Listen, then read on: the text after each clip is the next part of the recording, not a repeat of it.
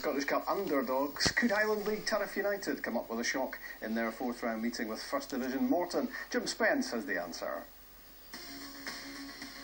The Aberdeenshire town of Turriff has a population of around 6,000. Its main claim to fame came a century ago when the Turra coup was at the centre of a tax row between the government and local farmers. Today, it's the town's local football team, Turriff United, who hope to make national history when they beat Morton in the Scottish Cup. As a club, you've not been without your problems, have you, in recent times? No, Jim, we had serious flooding here 3 years ago.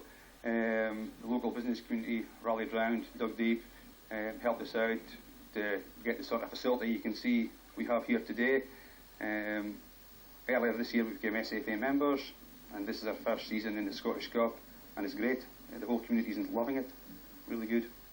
Less than 2 hours to go to kick-off in the biggest game in the history of the club. To get here, Turriff United have already beaten Burnt Island Shipyard's Civil Service Strollers and also Buckie Thistle. Today, though, against the men from the tail of the bank, the biggest ever game, and it's their chance to write themselves into Scottish Cup history books. We're obviously going to be massive underdogs. We're just going to give it our best shot and hope for the best, really. What kind of game are you expecting? To be fair, they'll have a lot of possession. Obviously, they're not sitting third in the First Division for nothing, but hopefully we can keep it tight first 10-15 minutes and take it from there. I think we probably have a team that benefits more from the pitch being like this, and I think we're probably hoping for a bit of a bog, which hopefully doesn't allow them to play the type of football they're probably capable of. Have you kind of got to match them with pride and spirit as opposed to footballing ability on a day like this? Definitely. Obviously, them being full-time players, technically they've got to be better than my players. However, I hope my guys can raise their game, and obviously I don't want the Morton players to want it more than my players. I'd be disappointed if I seen that today, and I didn't think I will. They're a very hard-working young side, and I think it'll stand in good stead with the heavy conditions. The build-up's been good. There's a lot of excitement in the area. There always is a lot of excitement. You get the likes of a SFL team coming up here. It's big news. We're just new into the Highland League. This is our first adventure into the Scottish Cup. This is big up here. It's really big. What kind of result are you expecting today? What are you hoping for today? A win?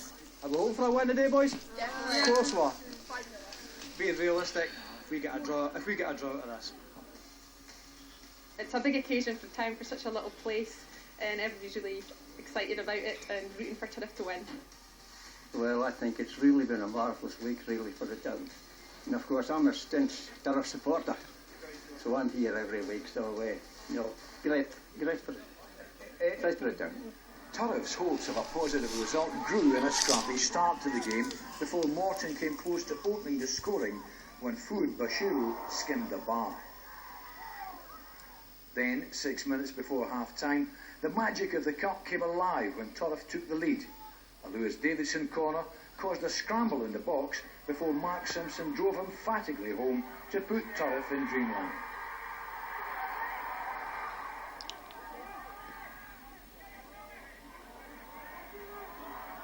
Morton then piled on the pressure, with Peter Weatherson hitting the bar. Then David O'Brien was denied by a smart save from Stephen Coots.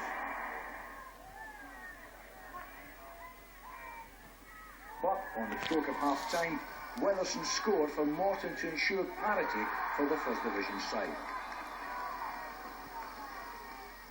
In the second half, Morton carried on with the left off when Michael Tidzer's effort crashed off the post. An hour in, Turriff rode their luck when Martin Hardy missed with the goal begging. And there were more heroics by Turriff keeper Coots and his defenders as they denied Bashiru. With the clock ticking down, frustrations boiled over, causing a double sending off for Turriff's Cameron Bowden and Morton's Craig Reid. There was time for one more chance, but Hardy could only drive straight at the keeper, and Turriff held on for the most famous result in the club's history.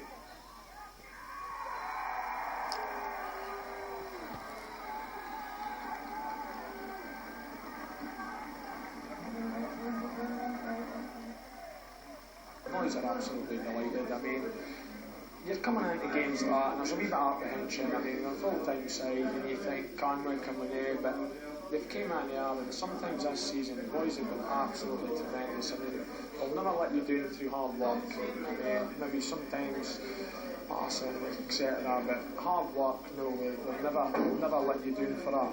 Really win it. And I thought today, each and every one of them, I tell you, they put in some shift. We've missed numerous chances. They've given us put off some good saves. We've hit the bar, I think, about 4 times.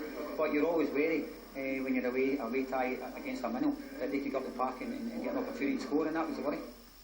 I'm trying to rid myself of the mental image of Spence whispering in the ear of the Turra coo, but if I can manage to do that, a special day for Turriff United fans. Oh, it was absolutely fantastic. We do every year. We look forward to the one that looks like the classic Scottish Cup one, and it's just as soon as you see the ground beforehand, you think this could be one.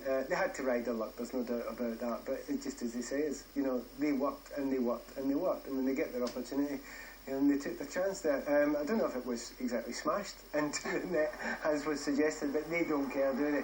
Maybe a wee question mark, if we're going to be absolutely brutally honest about the challenge and the goalkeeper there, but they didn't care, and they kept it down. There's a good technique in that, isn't there? You get your foot over the ball and you keep it down, so well done there. These are tough days, Jill. I'm sure you can relate to Morton. Just getting, they'll just be happy to be still alive and have a replay to come a capital.